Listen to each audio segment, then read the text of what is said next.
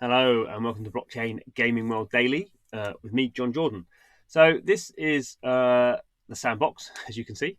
And I thought this is interesting. So this is something they've just released. They've just hired a new business development guy, particularly around IP, intellectual properties. And I think this kind of this is not something we haven't already known about the Sandbox, but I think this presentation lays out quite clearly what their approach is. And I think this is something we're seeing increasingly from blockchain projects, that they are finding IP holders, to people who have companies who run IP, are now, if not enthusiastic about blockchain, certainly interested in experimentation. We've seen that with things like Garbage Pail Kids on the Wax blockchain.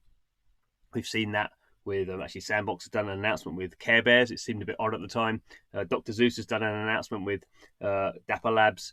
The band Muse has done CryptoKitties based on them recently. So there's a lot of this stuff kind of happening now, and more generally, kind of brands are looking at ways of building community, which blockchains have proved very good at, and also potentially generating long-term revenue.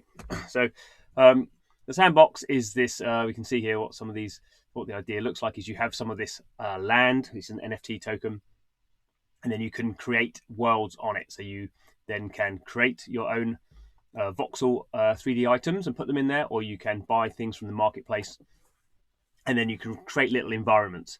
They could be kind of formal games, or they could just be little environments that you and your mates kind of sit in and chat about, or they could be, as we'll see, a bit more kind of large scale structures, as we've kind of seen in things like Fortnite. And it's also interesting to see that the Sandbox now is formally using terms like the metaverse. So we're seeing a lot of talk in the games industry generally about the metaverse. We've seen that with Fortnite in particular, creating these big kind of events and thousands of people coming to these events, and we're seeing it in lots of other projects where people are looking, can we create the metaverse, a place where people do more than just play games, a place where people kind of actually, to some degree, spend their lives. Okay, so I won't spend too much time on this sort of stuff. This is obviously the Sandbox, looking at how games are growing, and the fact they're bigger than these other areas. I don't necessarily agree with all these number go up sort of things, but yeah, for people who don't know about games, I guess it kind of makes sense.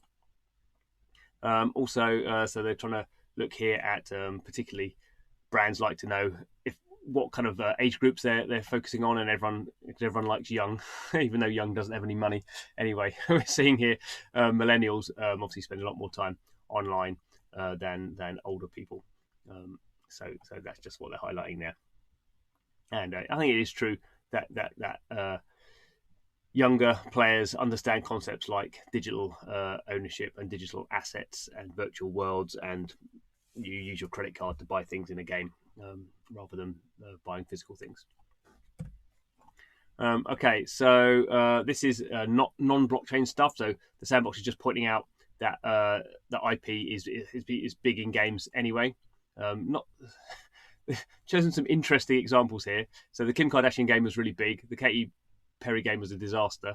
The Fortnite stuff's obviously massive. This sniper game with Jason Statham was a bit of a disaster. So that hasn't really worked so well. Smurfs Village was kind of big at the time. Simpsons was big in mobile. Kiss, I don't think was a particularly big game. The Disney Sorcerer's Arena has been a bit of a flop. The Family Guy one, that was interesting. I like playing that. The Hogwarts game. Harry Potter games haven't done terribly well recently. So I think you also have to be careful with IP. While lots of IP is coming, lots of IP flops. Using IP means you have to know what the audience who like the IP want. You can't just take the IP and slap it in. But with the Sandbox, it is slightly different. So the whole point of this, as I say, is here's like a sandbox. So this is quite a big bit of land. It's got different things. It's got a roller coaster. It's got some, I don't know, kind of what these weird flamingo things are. But the whole point of the Sandbox, the concept is people own this land.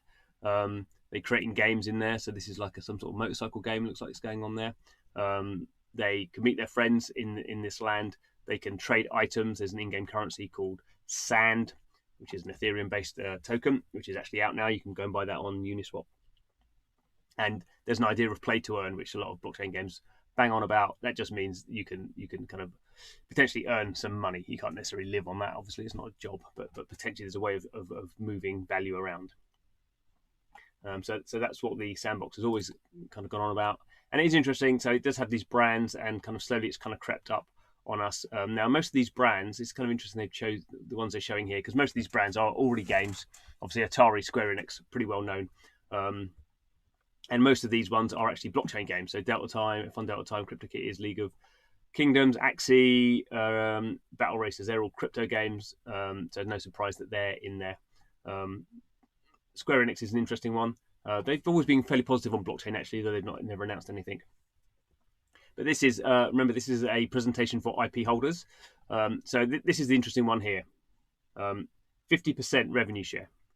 Okay, so if you're an IP holder and you get your IP in the Sandbox, you'll get 50% revenue share on NFT sales and game monetization. That's pretty good.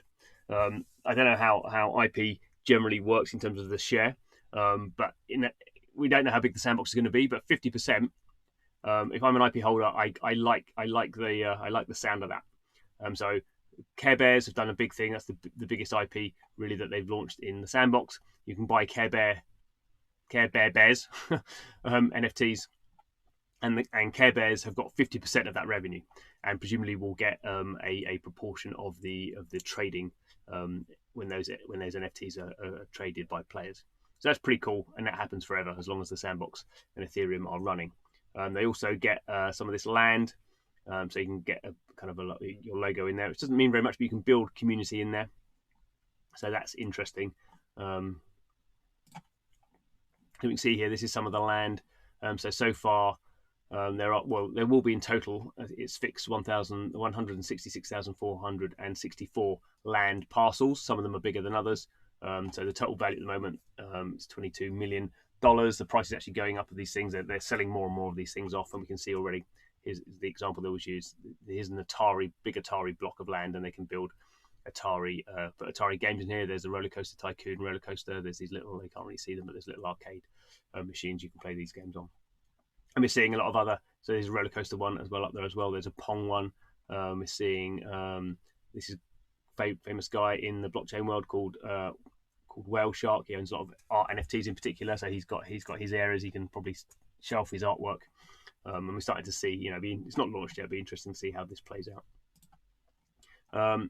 This is kind of cool. Let's see if we can get this to launch. So talking about Fortnite doing its big event. This is this is the Game Maker. So the Game Maker, you can download this already. This is just the building, how you can build things in various areas. So we can see here that someone's built used their land, and they've built an environment, and there's a kind of weird octopus in there in the swimming pool. And someone's just messing around with the character. But you can see here there's a concert going on there, and there's other people in there. There's a dragon person. There's people just kind of messing around. So we can kind of get an idea about how this thing works, and I'll just let this actually play. How long we've got? It actually shows you how expert people at least can build these things fairly quickly. So it's just using here we go. So just using kind of the primitives, and you're kind of building out these things, and then going into the marketplace and buying and getting items, and they've all got attributes. So obviously this is fairly complex, but people who know what they're doing can start to build these fairly complex environments. And you can imagine there being say in the Atari world or whatever, an IP holder having a big event that can fit in kind of thousands of people doing it in there. So that's interesting. Something like the Sandbox, which has a pretty good community, lots of people excited on this thing launching. It's going to launch in various stages like all these things do, but you can kind of see the focus of them working with IPs, and I think more generally in the blockchain game space. I think people feel like they've got to the stage now where the tech is good enough and they're going to attract enough people that they can get IP holders in, and IP holders seem pretty interested in this sort of stuff, particularly when built around kind of collectibles. So we'll see how this pans out. Definitely be keeping an eye on IP holders coming into the game space. Thanks for watching the video. This is Blockchain Gaming World, where we take a look through the world of blockchain games and the news in this case. So if you're interested in that, please do subscribe. But thanks for watching the video, and hope to see you again soon.